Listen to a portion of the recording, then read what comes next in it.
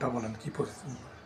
আগামী নির্বাচন নিয়ে আসলে আমরা এই এলাকায় যারা যারা আছি, জি, যারা দীর্ঘদিন ধরে রাজপথে ছিলাম, জি, ১৭ বছর জেল জুলুম নির্যাতনের মামলা হামলার শিকার হয়েছিলাম, আমরা সকলে মিলে একটা সুন্দর সুষ্ঠু সন্ত্রাস মুক্ত ক্লিন গ্রিন হেলদি একটা সিটি তৈরি করার জন্য একটা সামাজিক একটা সবার সাথে সবার একটা পরিবেশ, সুন্দর একটা পরিবেশ তৈরি করার জন্য আমরা ঐক্যবদ্ধভাবে কাজ করব আগামী এটাই। নির্বাচন।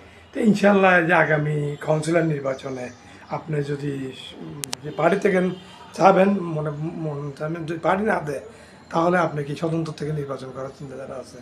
আসলে এই জিনিসটা আসলে সময়ের ব্যাপার, যে তৎকালীন বিবেচনা আমি হ্যাঁ, বলবো এটা হ্যাঁ, এটা আসলে বিষয়টা দল কাকে সম্মানিত সম্মানিত করতেছে করে, হ্যাঁ। জিনিসটা এটা দেখা যাক, আগে আগে দলের সিদ্ধান্তটা আর দেখি দল তারপর। থেকে তো কাগজে কলমে কাউকে নমিশন দেওয়ার ইখতিয়ার নেই, এমনি জাস্ট একজন সমর্থনই করবে, যে কোনো একজনকে মনে করেন যাক তুমি ইলেকশন করো। এর মধ্যে মনে হয় সবাই তো অধিকার আছে। জি আর এটা হচ্ছে ওয়ার্ডের যে নির্বাচনটা, জি জনগণের, এখানে বিভিন্ন লোকরা আপনাকে ভোট দেবে। জি এখানে শুধু আপনার দলের লোক বলে কথা না, বিভিন্ন দলের লোকজন আছে আপনার ওয়ার্ডে, জি সবাই আপনার কাউন্সিলর হিসেবে আপনাকে চাইবে।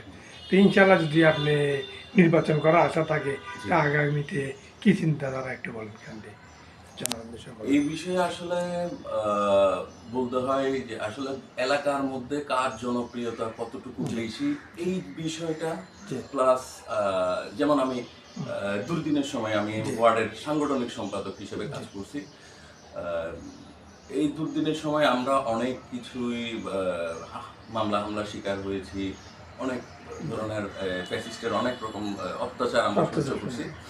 তো আসলে দল কাকে কিভাবে মূল্যায়ন করবে এটা আমরা জানি না। তবে আমি দলের থেকে একটা জিনিসে আশা করব, যাতে করে ত্যাগীকে জি, মূল্যায়ন করে। এইটাই আপনার কথা। এটা আমার প্রত্যাশা। ধন্যবাদ আপনাকে।